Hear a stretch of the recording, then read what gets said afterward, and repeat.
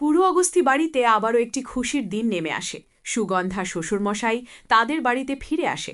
রাম ও চিকি গভীর রাতে মার্কেট করে বাড়িতে ফিরছে।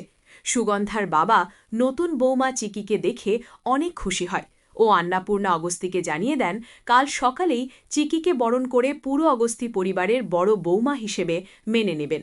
ভিউয়ার্স, এখন কি হবে আন্নাপূর্ণা অগস্তি?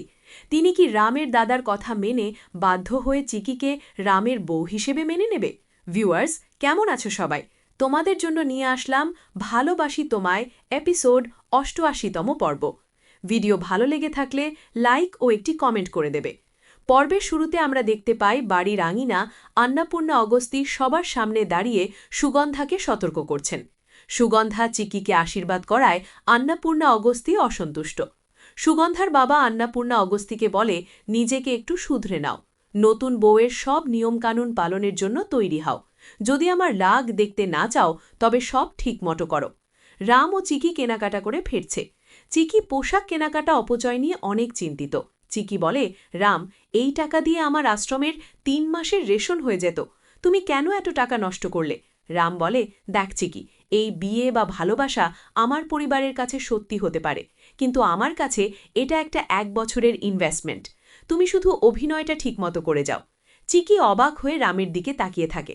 সিয়া লুকিয়ে দাদামশাই আর আন্নাপূর্ণা অগস্তির কথা শুনছিল। দাদামশাই তাকে ধরে ফেলেন। দাদামশাই, সিয়া, অন্যের কথা আড়ি পেতে শোনা বন্ধ করো। বড়দের সঙ্গে কেমন ব্যবহার করতে হয় জানো না? আন্নাপূর্ণা অগস্তি বলে, আপনি কেন সিয়াকে বকছেন? সব কিছুর জন্য ওই চিকি দায়ী। দাদামশাই বলে, আন্নাপূর্ণা অগস্তি, আমার নজর খুব তীক্ষ্ণ। চিকি হল খাঁটি সোনা, আর তোমরা হলে সমুদ্রের নোনা জল। নিজের সীমা ছাড়িও না। এরপরে আমরা দেখতে পাই চিকি লাল শাড়ি পরে দাঁড়িয়ে আছে। তার কারণ সে জানে তাকে আজ নিয়ম অনুযায়ী বরণ করার কথা। আন্নাপূর্ণা অগস্তির হাতে আলতার থালা নিয়ে এগিয়ে আসেন। সুগন্ধার বাবা বলে, আন্নাপূর্ণা অগস্তি, বৌমা চিকিকে বরণ করো।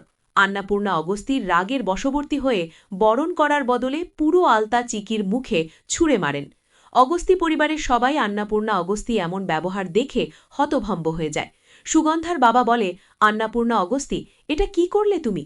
আন্নাপূর্ণা অগস্তি ব্যঙ্গ করে বলে, যদি আপনাদের মনে হয় আলতা লেগে ওকে অসুন্দর লাগছে তবে আমি নিজেই পরিষ্কার করে দিচ্ছি।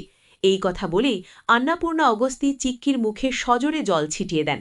চিকি কাঁদতে থাকে এবং রাম ও সুগন্ধার বাবা অসহায়ভাবে তাকিয়ে থাকেন।